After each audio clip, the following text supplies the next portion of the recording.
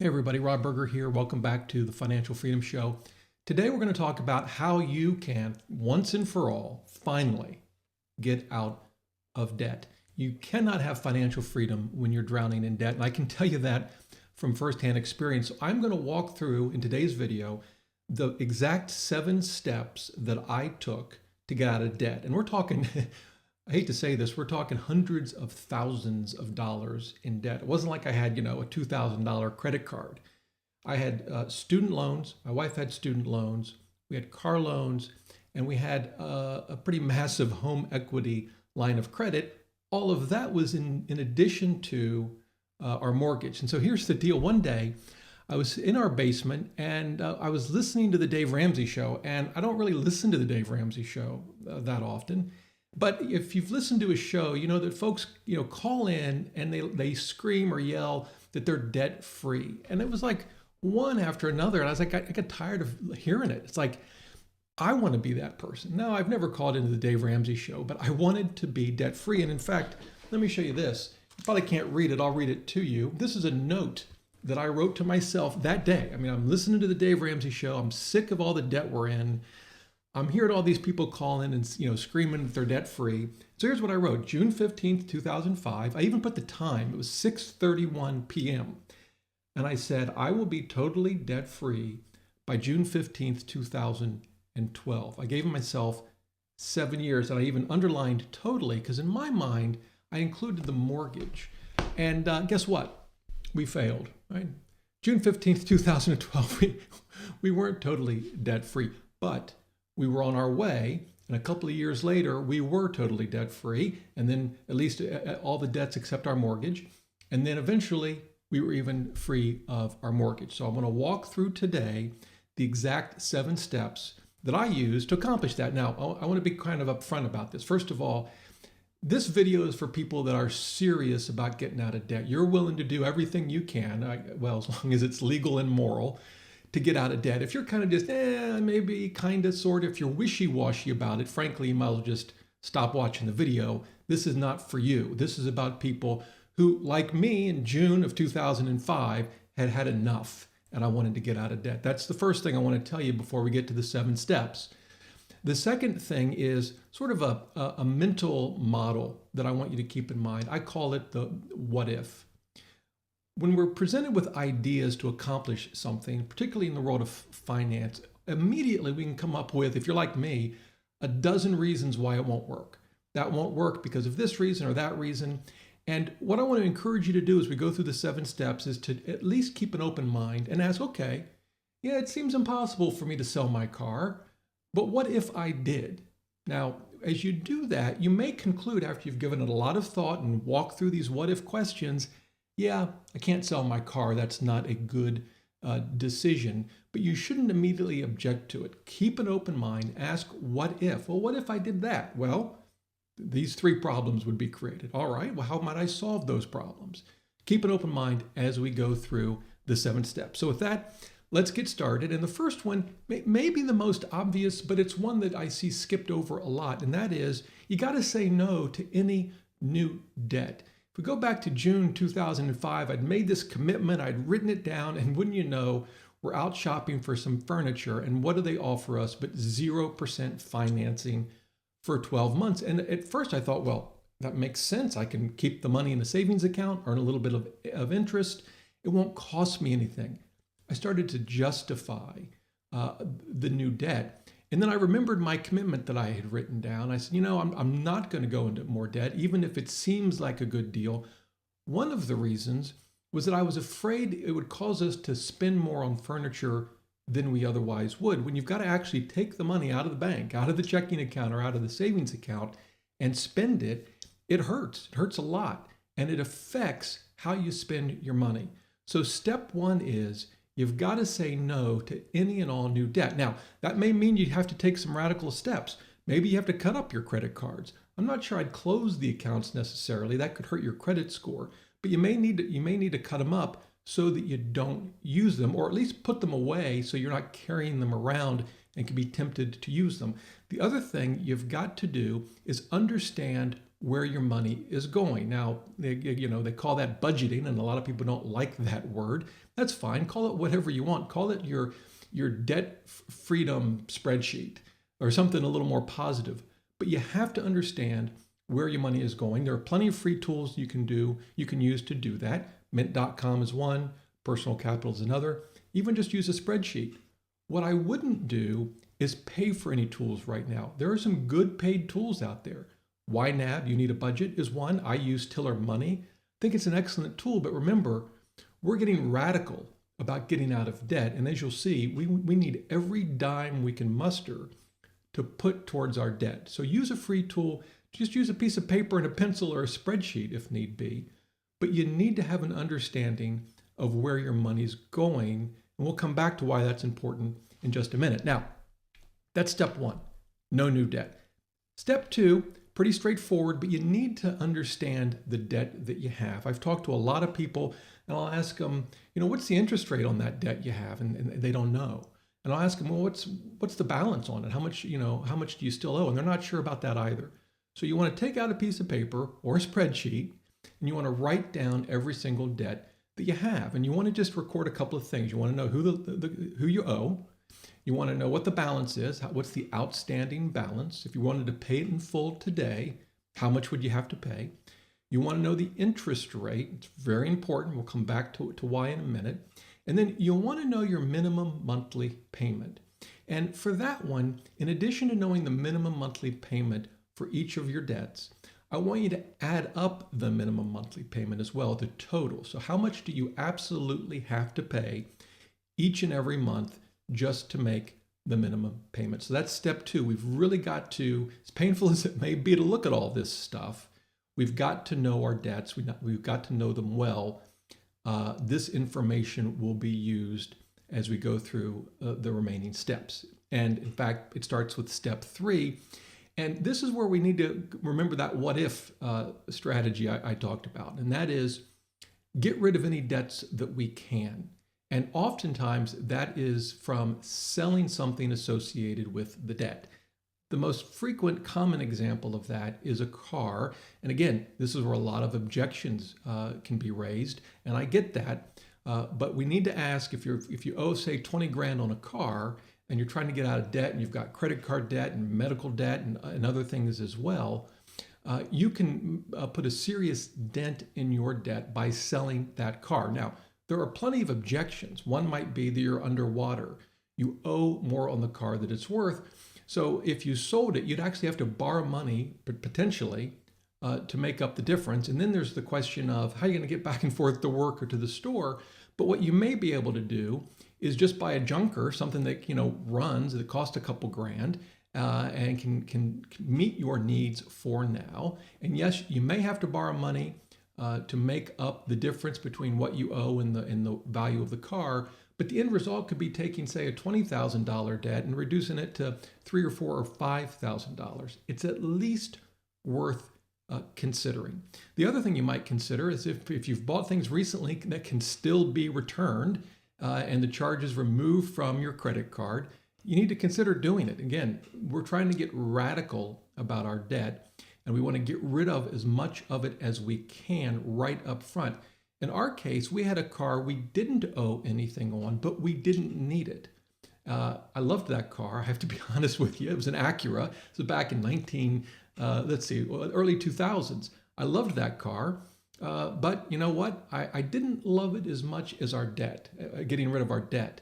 So I sold the car, took the money, and paid down debt. And so as part of getting rid of debt, you can also sell stuff that's not necessarily associated with one of your loans, right? You can have a yard sale. You can sell everything that you have that you don't need. And the question is always, is the thing that you own more important to you than reducing your debt? So step three is getting rid of as much debt as you can almost instantly by either selling something associated with the debt or other stuff that you simply don't need that can help you pay down your debt faster. That's step three. We did it. It helped a lot to sort of supercharge the debt freedom journey. All right. Number four, step four of 7 steps is you want to lower your interest rates where you can. And this goes back to the list of all of your loans. One of the things I had you write down was the interest rate that you're paying on all of the loans. And you want to go loan by loan and ask, can I somehow lower the interest rate on this loan? If it's credit cards, you might consider a 0% balance transfer credit card. You can transfer balances over to a 0% card. There's usually a fee. Standard is 3% of the amount transferred. But if you're transferring debt that's at 15 or 20 or even 25%, that 3% is a pretty good deal. Now, I'll tell you, to qualify for a good 0% balance transfer card, you probably need a credit score in the high 600s, if not into the low 700s. If you don't have that, if your credit score is in the low 600s or 500s or even lower, I wouldn't frankly waste your time with this. But if you have the credit score and you have credit card debt, it can be a great way to lower the interest rate. Now, you can do the same thing with just about any loan. You can refinance a car loan. So there are plenty of ways to lower the interest rates on any loan, depending on what type it is. It may be practical for you, it may not be, but it's something that we should at least consider. And keep in mind, when you do that, if you're able to reduce the interest rate on a loan, it does a couple of things. One, it can reduce your monthly payments, depends on the term of the new loan, but it can reduce your monthly payments. But frankly, even more importantly, it'll free up money that was going to interest payments and apply it instead to the balance of your loans, and that will help you pay down your debts faster. So that's step 4. If you can, lower your interest rates on the loans that you have. All right. Step 5 is increase your income. Now, I know that's sort of an easy thing to say, but this can supercharge your debt pay down, and I'm going to show you a specific example. But we've mentioned selling stuff. That's certainly some ways to get extra cash to pay down your debt. Some of the things I've done in the past, you get a second job, or some of you with 2 jobs, you get a third job. Now, again, depending on your circumstances, this may or may not be practical, but remember, we're really focused on and willing to do just about anything to get out of debt. Even a relatively small amount of extra income can go a long way to paying off your debt. And I want to give you a specific example, and this one is with a side hustle. So maybe you can't get a second or third job, but there are plenty of side hustles out there where you can earn a little extra money. One of them, of course, is a YouTube channel. And I started this YouTube channel a little over a year ago, and it makes me a little bit of money. Am I a multi-millionaire because of my YouTube channel? No, but I want to show you exactly how even a small amount of money can help you supercharge your debt freedom journey. So this is what I'm showing you now is a debt payoff calculator. I'll leave a link to it below the video. And I'm going to assume a $10,000 loan, and we'll assume an interest rate. We'll put 15% in, and we'll say $200 is the minimum payment. That's 2% of the loan amount.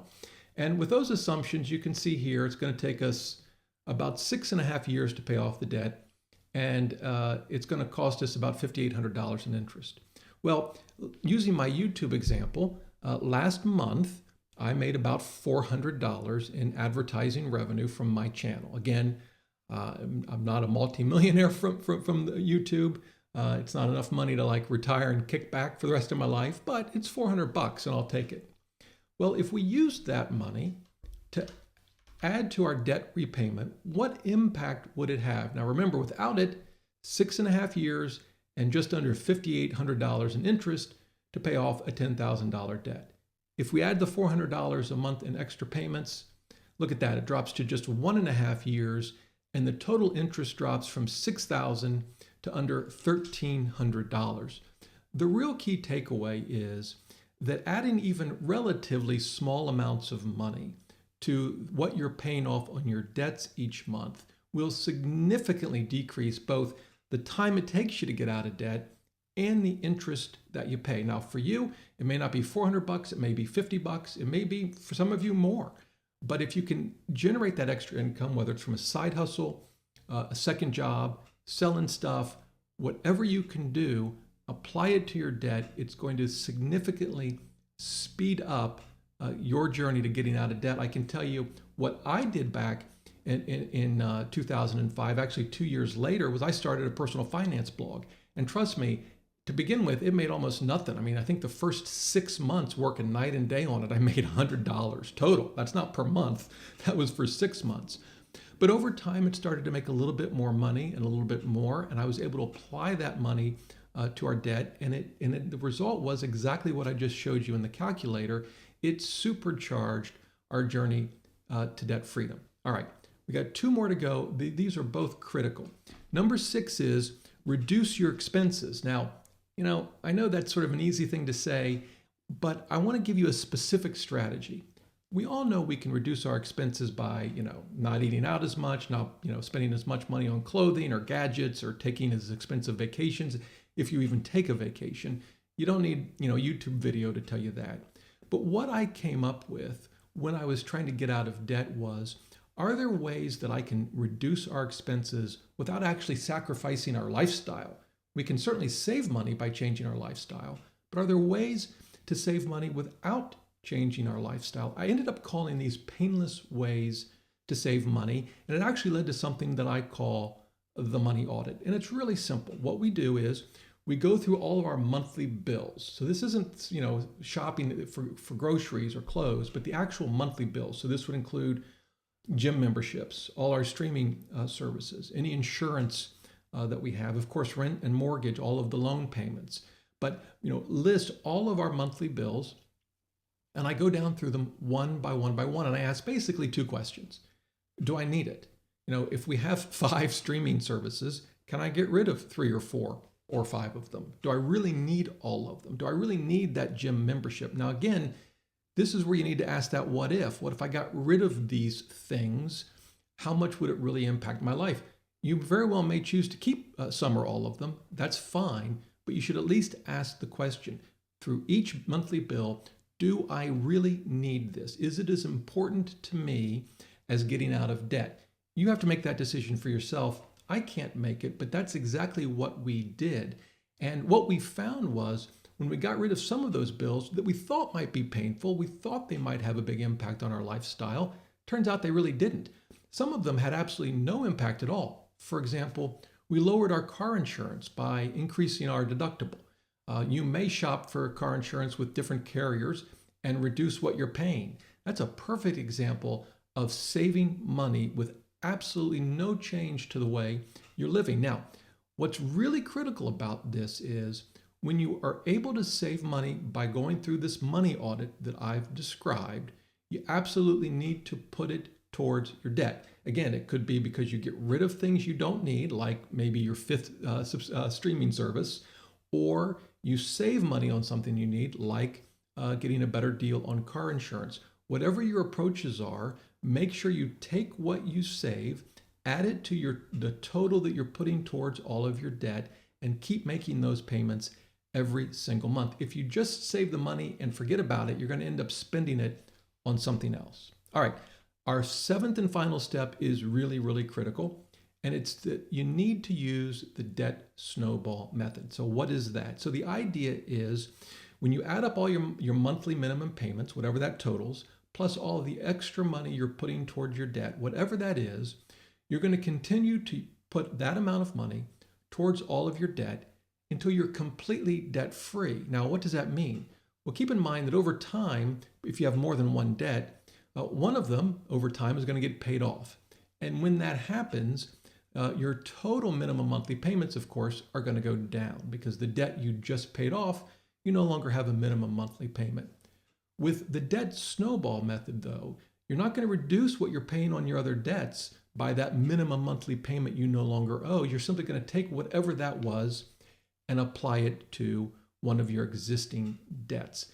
This will significantly decrease the time it takes you to get out of debt, and it's going to significantly decrease the amount of interest. Now, one of the questions that comes up that I get asked a lot, they say, Rob, that's fine, but which debt should I tackle first? What should be my priority? Well, there are 2 sort of schools of thought here.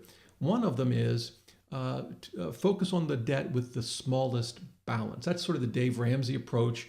And the theory behind it is if you can get out of a debt quickly, psychologically, that's it's uplifting. That really helps motivate you to keep going on your debt journey. And I think there's a lot of truth behind that, and a lot of studies support that. But that's not the only approach. Some say, well, wait a minute. It doesn't make a lot of sense to tackle a small debt if you have other debt out there that has a really large interest rate. So maybe you have a $5,000, say, student loan that's only 4 or 5%, and you've got a $40,000 credit card that's at 25%. Yeah, it might feel good to pay off that $5,000 loan quickly, but you're paying a ton in interest on a much larger debt with the credit card. So what some say is forget the loan size. Instead, focus on the debt with the highest interest rate, and some call that the debt avalanche method. Look, at the end of the day, what's really, really important is that you do what works for you. The key is to continue to put all of this money, your minimum payments plus anything else you're able to shake free, towards your debt until they're all paid off. If you want to focus on the smallest debt first because it's going to feel good to pay it off, that's fine.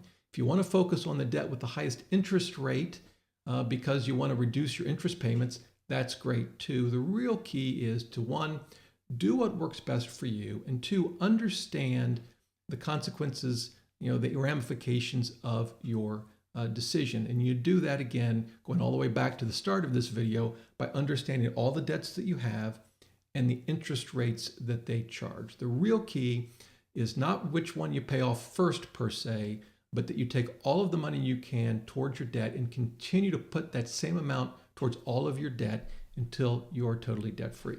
That's exactly what my wife and I did.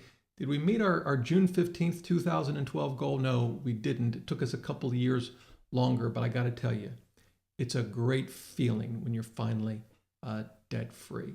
I hope this video helps you. I hope you can put into application the steps that I've outlined. If you have any questions, please leave them in the comments below. I'll help you out any way you can. If you like this video, please give it a like and consider subscribing to the channel. Until next time, remember, the best thing money can buy is financial freedom.